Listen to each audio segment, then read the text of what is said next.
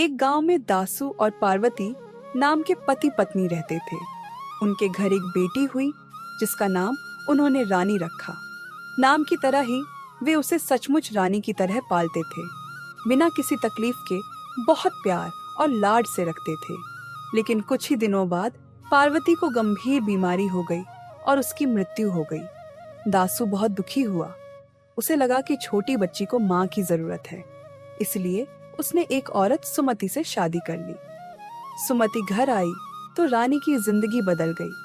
वह बच्ची को बहुत सताती थी, उसे कष्ट देती थी, खाने पीने और खेलने तक में रोक टोक करती थी। जब दासू मजदूरी पर चला जाता तो रानी की मुश्किलें और बढ़ जाती। एक दिन दासू काम से लौटते समय अपने लिए बहुत प्रिय एक कच्चा आम ले आया। अम्मा, रानी देखो, मैं तुम्हारे लिए क्या लाया हूँ। क्या लाए हो पापा? तुम्हारे लिए पसंदीदा आम लाया हूँ बेटी। अरे आम! और रानी अपने हाथों में वह आम लेने ही वाली थी, इतने में सुमति आकर उसे छीन लेती है। हाँ, दीजिए दीजिए, कल ये बड़ी होकर बड़ी बड़ी इच्छाएं पूरी करेगी।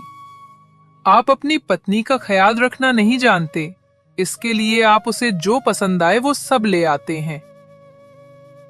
नहीं सुमति, बेटी को आम बहुत पसंद है, इसलिए उन्हें लेकर आया हूँ। क्यों पसंद नहीं होगा? इसे सब कुछ पसंद है, बस लाने वाला चाहिए। चाची, पापा से कुछ मत कहो। पापा, मुझे आम नहीं चाहिए। ऐसा कहते हुए रानी आंखों में आंसू भरकर वहां से चली जाती है। उसके बाद सुमति अपने पति लाया हुआ आम उठाकर खाने लगती है। पत्नी की हरकतें देखे दासू कुछ भी न कह सका और वहां से चुपचाप निकल गया। अगले दिन सुबह, अरे रानी, अब तक तुमने काम क्यों नहीं किया? मुझे तो कॉफी भी नहीं ला सकी। क्या तुम्हें दिमाग खराब हुआ? कुछ नहीं चाची, मुझे थोड़ी तबीयत ठीक नहीं है। आप चाहिए मैं कॉफी बना कर ले आऊंगी। काम से दूर होने के लिए यह एक बहाना है। तुम जाओ, सारा काम पूरा करो और फिर मुझे कॉफी लेकर आओ। ठीक है चाची। फिर सुमति वहां से चली गई। रानी अपने मन में ऐसे सोचने लगी, अगर मेरी माँ होती तो मुझे इतना कष्ट नहीं होता। क्यों माँ, तुम मुझे ऐसे छोड़कर चली गईं? यह सब देखते हुए दासू कुछ भी न कर सका और दुखी होता रहा। इसी तरह कुछ साल बीत गए। रानी बड़ी होकर युवती बन गई। दासू रानी के लिए शादी के रिश्ते देखने लगा, लेकिन रानी को देखने आए वर सुमति की हरकतें देखकर वहीं से लौट जाते। अपनी बेटी को याद करके दासू दुखी होता रहता। इतने में रानी वहां आती है और दासू को चिंतित देखकर, क्या हुआ पापा, आप इतने चिंतित क्यों लग रहे हैं? बेटी रानी, मुझे माफ करो। तुम्हारे बचपन से ही मैं तुम्हें तकलीफ दे रहा हूँ। तुम्हारी माँ के जाने के बाद तुम्हारी देखभाल के लिए मैंने शादी की। मैंने सोचा था कि तुम्हें माँ जैसा प्यार मिलेगा, लेकिन ये हमारे लिए शाप बन गया। अरे पापा, इसमें आपकी कोई गलती नहीं है। ये सब मेरी समझ की बात है।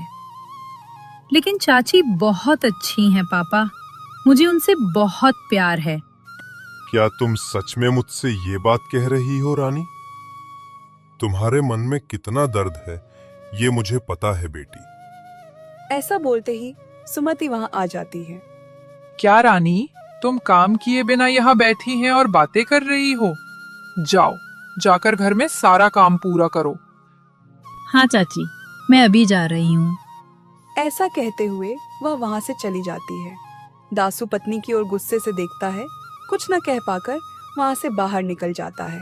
अपनी बेटी के बारे में सोचते हुए वह रास्ते में एक पेड़ के पास बैठ जाता है और लंबा सोचने लगता है। इतने में उसे एक आवाज सुनाई देती है। क्या हुआ दासू, तुम इतना लंबे समय तक क्यों सोच रहे हो?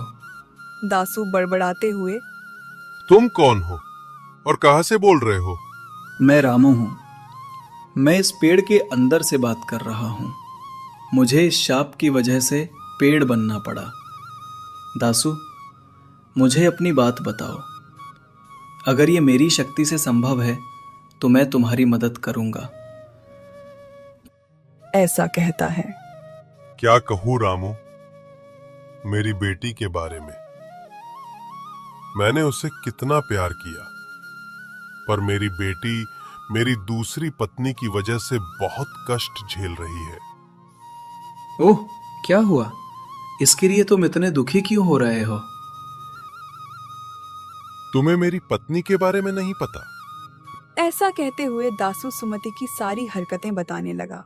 यह सुनकर रामू ने ठीक है दासू, मैं जैसा कहूँ वैसा करो, तुम्हारे कष्ट दूर हो जाएंगे। जैसा ही रामू बोलता है, दासू ठीक है कहकर घर की ओर चला जाता है। बेटी रानी, मुझे खबर मिली कि तुम्हारी दादी की तबीयत ठीक नहीं है। ऐसे समय में उसे तुम्हारी बहुत जरूरत है। तुम कुछ दिनों के लिए दादी के घर चली जाओ बेटा। क्या हुआ पापा? दादी की तबीयत ठीक नहीं है क्या? मैं तुरंत दादी को देखना चाहती हूँ पापा। लेकिन पापा, चाची मुझे दादी के घर नहीं भेजती ना। तुम्हारी चाची ने कहा है कि तुम कुछ दिनों के लिए वहां रहो। जाओ बेटा, इन कुछ दिनों में तुम अपनी दादी के साथ खुश रहो। रानी खुश होकर ठीक है कह देती है। अगले दिन सुबह रानी अपनी दादी के घर निकलती है। रानी को भेजकर दासू पेड़ के पास आता है और रामू को लेकर उनके घर चला जाता है। कौन है ये? मैंने तो इन्हें कभी देखा ही नहीं। ये मेरा मित्र रामू है सुमति। इन्हें गांव में काम है, इसलिए कुछ दिनों के लिए यहाँ रहने आए हैं। ठीक है, मेरे मित्र के लिए भोजन तैयार करो सुमति, हम खाकर गांव जाकर आते हैं। रानी, ए रानी, तुम कहाँ हो? जोर से चिल्लाई। रानी घर पर नहीं है सुमति, वो अपनी दादी के घर गई है। उनकी तबीयत ठीक नहीं है, इसलिए वहां गई है। कुछ दिनों बाद वापस आएगी। क्या? घर में नहीं है? बिना पूछे इसे कैसे भेज दिया गया? अब इस घर का सारा काम कौन करेगा? क्या हुआ बहन? बेचारी रानी की दादी की तबीयत ठीक नहीं है। इस समय रानी का वहां रहना बहुत जरूरी है। इस पर सुमति ताना मारते हुए हंसती हाँ भैया। वहां से चली गई। अब सुमति खाना बनाकर उन दोनों को परोस रही है। फिर वे दोनों भोजन करके बाहर निकलते हैं। देखो दासू, तुम वही करो जैसा मैं कह रहा हूँ। कुछ दिन तक ऐसे दिखाना कि तुम्हारी तबीयत ठीक नहीं है। उसके बाद क्या करना है वो मैं देख लूंगा। तुम बस वही करो जो मैं कह रहा हूँ। जैसा ही रामू बोलता है, दासू ठीक है। आखिर रामू कौन है? वह दासू की मदद क्यों कर रहा है? रामू के खेल रहे नाटक से सुमति के व्यवहार में कोई बदलाव आएगा या नहीं, ये हम अगले भाग में जानेंगे।